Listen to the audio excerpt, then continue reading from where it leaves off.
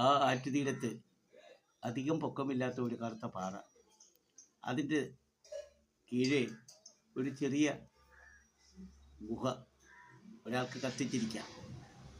സ്വാമിക്ക് നന്നേ ഇഷ്ടപ്പെട്ടു. വിവരം കേട്ടറിഞ്ഞിട്ട് ആ ചുറ്റുവട്ടത്തുള്ള പാവപ്പെട്ടവരായ ആൾക്കാരൊക്കെ സ്വാമിയെ കാണുവാനായി വന്നു. ആൾക്കാരുടെ എണ്ണം കൂടിക്കൂടി വരും. ഒടുവിൽ അവരെല്ലാവരും അദ്ദേഹത്തോടൊരു അപേക്ഷ: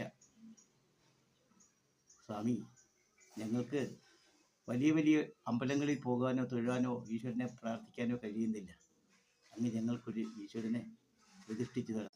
സ്വാമി പിന്നീട് അതിനുള്ള ശ്രമങ്ങളായി. ഇതാ നോക്കൂ: ചെത്തിമിനുക്കി പരിസരമൊക്കെയും കെട്ടിയ പാറയ്ക്കുമേലെ ഒരു പന്തൻ, ചെത്തിമിനുക്കി പരിസരമൊക്കെയും കെട്ടിയ പാറയ്ക്കുമേലെ ഒരു പന്തൻ, മാവിലയും കുരുത്തോലയും തൂക്കിയ തോരണമാലകളാൽ അലങ്കാരങ്ങൾ, മാവിലയും കുരുത്തോലയും തൂക്കിയ തോരണമാലകളാൽ അലങ്കാരങ്ങൾ, എണ്ണ നിറച്ചു കൊളുത്തി വിളക്കുകൾ സന്ധ്യതൻ തേടണഞ്ഞിടുമാ വേളയിൽ, എണ്ണ നിറച്ചു കൊളുത്തി വിളക്കുകൾ സന്ധ്യതൻ തേടണഞ്ഞിടുമാ വേളയിൽ, കൊട്ടും കുരവയും ആർപ്പുവിളിയുമായി ധന്യമാക്കിയ യുഗത്തിൻ പിറവിയെ, കൊട്ടും കുരവയും